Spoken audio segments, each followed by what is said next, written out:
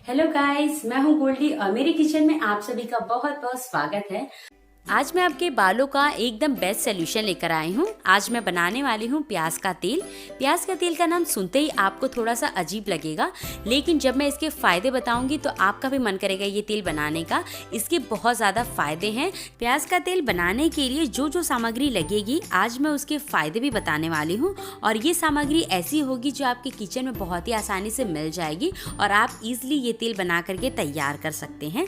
अगर आप इस प्याज के तेल को ऑनलाइन परचेस करेंगे तो ये 200 ml प्याज का तेल लगभग 500 के करीब मिलेगा, लेकिन आप इसे 100 से 150 रुपए में अपने घर पे ही बना करके तैयार कर सकते हैं, वो भी आधा लीटर के करीब।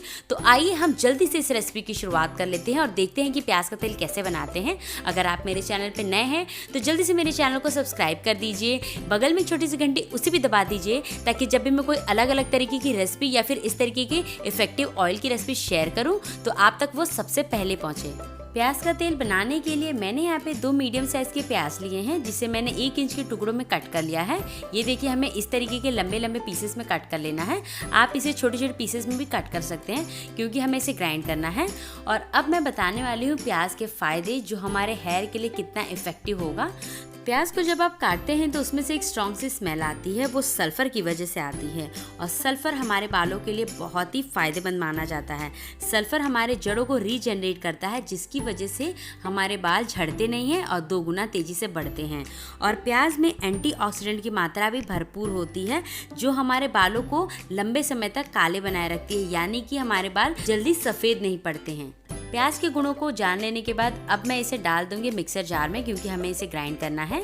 प्याज को ग्राइंड करने के लिए मैंने यहाँ पे एक छोटा वाला मिक्सर जार लिया है और इस मिक्सर जार में मैं प्याज को डाल दूंगी। प्याज को हमें बिना पानी के पीसना है, इसलिए मैंने यहाँ पे छोटा वाला मिक्सर जार का इस्तेमाल किया है।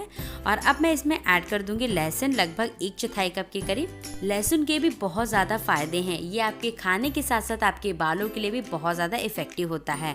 लहसुन में एंटीबैक्टीरियल प्रॉपर्टीज़ होते हैं, जो हमारे स्कैल्प को जर्म से बचाता है, यानी कि जो पोल्यूशन होते हैं उससे हमें बचाता है। लहसुन में सेलेनियम नामक कंपाउंड होता है, जो हमारे स्कैल्प के ब्लड सर्कुलेशन को बढ़ाता है। तो समझ लीजिए, लहसुन भी हमारे बालों लिए बहुत ज़्यादा इफेक्टिव है। तो मैंने यहाँ पे लिया है 1/4 कप लहसुन, जिसका स्किन मैंने निकाल लिया है। और अब मैं इसे भी मिक्सर जार में ऐड कर दूंगी। मिक्सर जार में लहसुन प्याज ऐड करने के बाद अब मुझे इसे एकदम स्मूथ प्यूरी बना करके तैयार करना है। तो मैं अब मिक्सर जार का ढक्कन बंद कर दूंगी और इसे ग्राइंड कर लूंगी।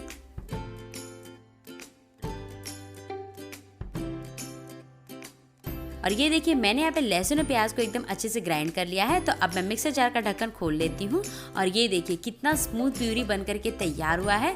मैंने इसमें बिल्कुल भी ना पानी ऐड किया था और ना ही मैंने इसमें ऑयल ऐड किया था, और एकदम अच्छा स्मूथ पेस्ट बन करके तैयार हो गया है। इसी तरीके से हमें इसे ग्राइंड करना है। मैंने यहाँ पे 2 चम्मच मेथी को 2 चम्मच पानी डाल करके उसे 2 घंटे के लिए भिगो करके रख दिया था।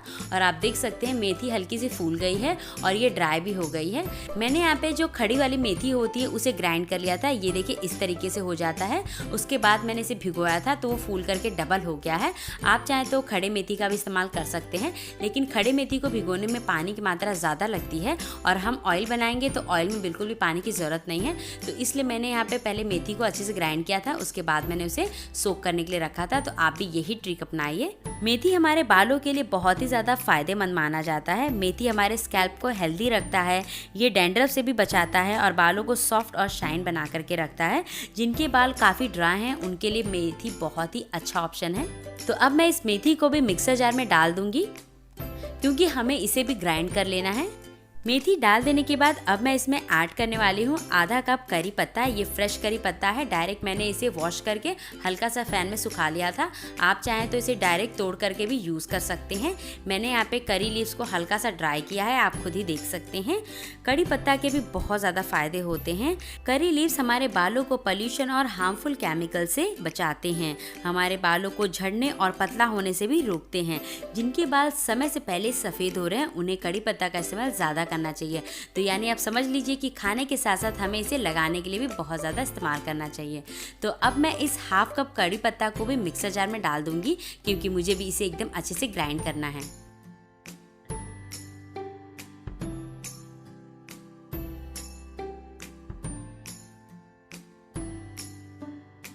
और ये देखिए मैंने यहाँ पे सभी इंग्रेडिएंट्स को एकदम अच्छे से ग्राइंड कर लिया है और हमें इसका एकदम स्मूथ पेस्ट बना करके तैयार करना है। लेकिन आप देख सकते हैं कि अभी भी हल्का सा दरदरा है, तो मैं इसमें ऐड कर दूंगी ऑयल। ऑयल हम इसलिए ऐड कर रहे हैं मिक्सर जार में क्योंकि आज हम तेल बना रहे हैं और तेल बनाने के लिए हम उसमें पानी ऐड नहीं कर सकते हैं, तो इसलिए मैं यहाँ पे 2 टेबलस्पून के करीब मस्टर्ड ऑयल डालूंगी। आप चाहे तो कोकोनट ऑयल का भी इस्तेमाल कर सकते हैं। ऑयल डाल देने के बाद अब मैं इसे फिर से अच्छे से ग्राइंड करूंगी और इसका एकदम स्मूथ पेस्ट बना करके तैयार करूंगी।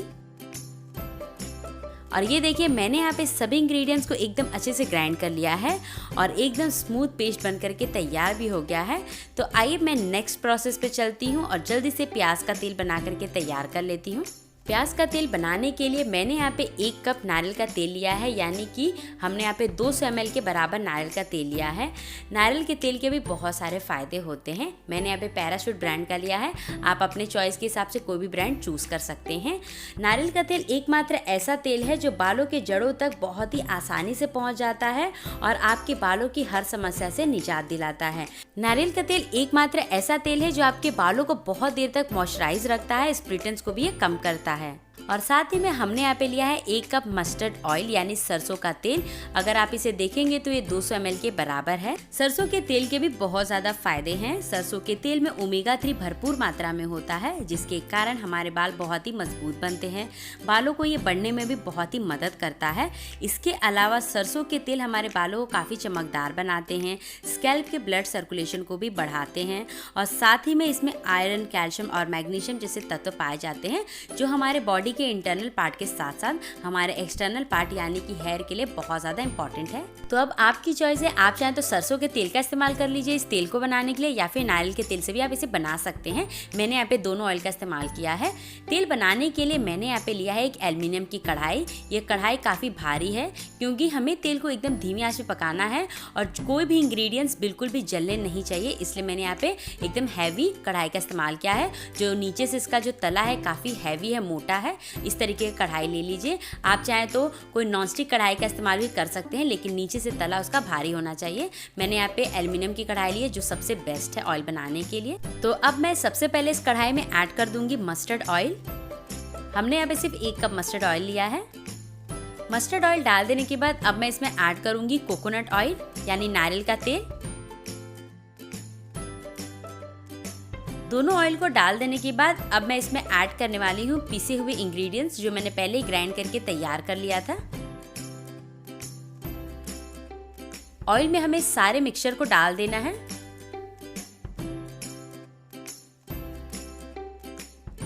मिक्सचर को डाल देने के बाद अब मैं इसे अच्छे से मिक्स कर लूंगी ताकि सभी इंग्रेडिएंट्स आपस में एकदम अच्छे से मिल जाए।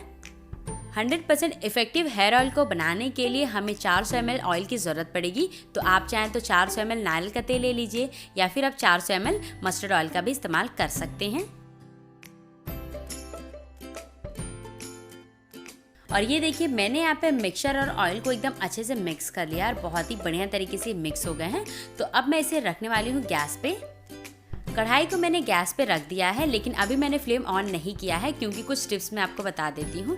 फ्लेम को हमें धीमी आंच पे ही रखना है क्योंकि जितनी धीमी आंच पे पकेगा उतने ही अच्छे से हमारा तेल बन करके तैयार होगा।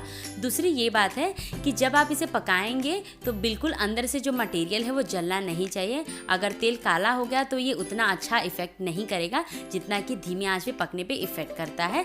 तो अब मैं इस स्टेज पे फ्लेम को ऑन कर देती हूँ। तो अब मैं इसे 2 मिनट के लिए कंटिन्यू स्टर करते हुए पकाऊंगी एकदम धीमी आंच पे।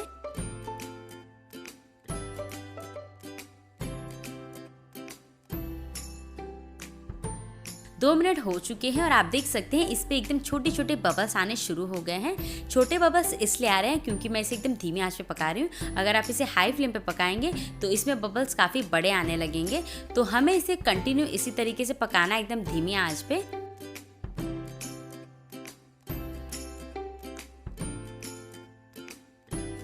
और ये देखिए तेल को पकते हुए 30 मिनट पूरे हो चुके हैं और आप देख सकते हैं कितने अच्छे से तेल पक रहा है और इसमें से अब बड़े बड़े बबल्स आने शुरू हो गए हैं, लेकिन हमने यहाँ पे फ्लेम को एकदम धीमे ही रखा है।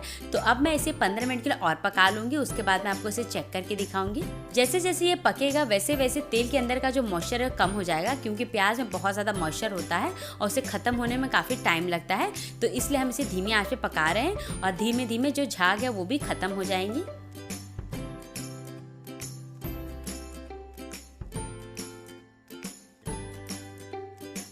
और ये देखिए तेल को पकते हुए लगभग 40 से 45 मिनट हो चुके हैं। हमने इसे एकदम धीमी आंच पे पकाया था और आप देख सकते हैं कि तेल के अंदर का जो मटेरियल है एकदम अच्छे से पक गया है, लेकिन ये काला बिल्कुल भी नहीं हुआ है क्योंकि हमने इसे एकदम धीमी आंच पे पकाया था। मैं इसे एकदम पास से दिखाती हूँ और ये देखिए कितने बढ़िया तरीके से तेल एकदम अलग हो गया है और जो मटेरियल था वो एकदम पक करके अलग हो गया है। तो इसी तरीके से तेल बन करके तैयार होता है। तो अब मैं इसे ठंडा होने के लिए रख दूंगी लगभग 15 से 20 मिनट के लिए। जैसे ये ठंडा हो जाएगा उसके बाद मैं इसे एकदम अच्छे से छान करके आपको दिखाऊंगी। तेल को ठंडा होने के लिए मैंने इसे 20 से 25 मिनट के लिए साइड में रख दिया था और तेल आप देख सकते हैं एकदम अच्छे से ठंडा हो गया है। तो अब मैं इसे छान लूँगी। तेल को छानने के लिए मैंने यहाँ पे एक बड़ा सा बोल लिया है और इस बोल के ऊपर मैं एक बड़ा सा स्ट्रेनर डाल दूंगी। आप चाहे तो कोई छोटा सा भी स्ट्रेनर ले सकते हैं। और इस स्ट्रेनर पे मैं रख दूंगी एक कॉटन का कपड़ा। कॉटन के कपड़े का इस्तेमाल हम इसलिए कर रहे हैं क्योंकि जब हम तेल को छानेंगे तो वो एकदम अच्छे से छन करके तैयार हो जाएगा और बचा हुआ कोई भी मटेरियल उसमें नहीं जाएगा। और अब मैं इस तेल को इस कपड़े के ऊपर डाल दूंगी।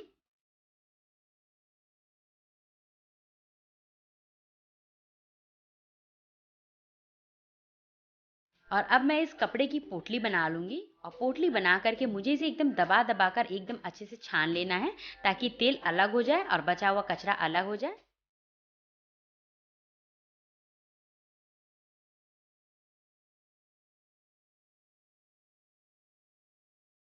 और ये लीजिए प्याज का तेल हमारा बन करके तैयार हो गया है और आप देख सकते हैं तेल कितने अच्छे से छन करके तैयार हुआ है। और जो बचा हुआ मटेरियल था आप देख सकते हैं बिल्कुल भी काला नहीं है, एकदम बढ़िया तरीके से अभी भी है और एकदम अच्छे से ये पक चुका है। तो अब मैं इसे रख देती हूँ साइड में। प्याज का तेल तो हमारा एकदम बढ़िया तरीके से तैयार हो चुका है। आप चाहें तो इसमें 2 कैप्सूल विटामिन ई की भी डाल सकते हैं जो बहुत ही ईजिली आपको मेडिकल शॉप में मिल जाएंगे। ये ऑप्शनल है, मैं इसमें ऐड नहीं करने वाली हूँ। और इसे थोड़ा सा अरोमा देने के लिए इसमें ऐड करने वाली हूँ एसेंशियल ऑयल। ये पूरी तरीके से ऑप्शनल है, अगर आप इसे डालना चाहें तो डालिए, अदरवाइज आप इसे स्किप कर लीजिए। अरोमा ऑयल का इस्तेमाल हम इसलिए कर रहे हैं ताकि हम तेल में एकदम बढ़िया खुशबू दे सके। तो मैं इसमें 8 से 10 बूंदे इस एसेंशियल ऑयल की ऐड कर दूंगी। मैंने यहाँ पे लेवेंडर फ्लेवर का लिया है। अगर आप इसे ऑनलाइन परचेस करना चाहते हैं तो इसका लिंक मैं डिस्क्रिप्शन में दे दूंगी, वहाँ से आप इसे परचेस कर सकते हैं।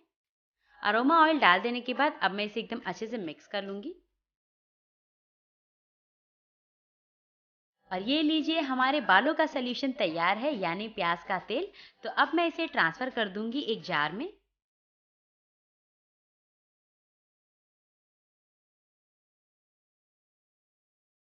और ये लीजिए प्याज के तेल को मैंने ट्रांसफ़र कर दिया है जार में और अब मैं इसका ढक्कन लगा दूंगी। आप इस तेल को बना करके 6 महीनों तक के लिए रख सकते हैं और आप इसे 3 महीने तक के लिए लगातार इस्तेमाल करिए, हफ्ते में 3 बार। और आप इस ऑयल को स्कैल्प में लगा करके 2 से 3 मिनट के लिए मसाज कर लीजिए। उसके बाद आप इसे ओवरनाइट छोड़ दीजिए और मॉर्निंग में किसी भी माइल्ड शैम्पू से अपने हेयर को वॉश कर लीजिए और इसका इफेक्ट आप ज़रूर देखेंगे। मुझे उम्मीद है कि आज की ये अनियन हेयर ऑयल की रेसिपी आपको अच्छी लगी होगी। तो आप मेरे वीडियो को जल्दी से लाइक करिए, चैनल को सब्सक्राइब करिए और बगल में छोटी सी घंटी उसे भी दबा दीजिए ताकि जब भी मैं कोई नई रेसिपी अपलोड करूँ उसका नोटिफिकेशन आप तक सबसे पहले पहुँचे। और फ्रेंड्स मेरे इस वीडियो को ज़्यादा से ज़्यादा आप सभी सोशल मीडिया पे शेयर करिए। Thank you friends, keep watching Goldie's kitchen. Bye bye friends, मैं जल्दी मिलूंगी एक और नई इंटरेस्टिंग रेसिपी के साथ।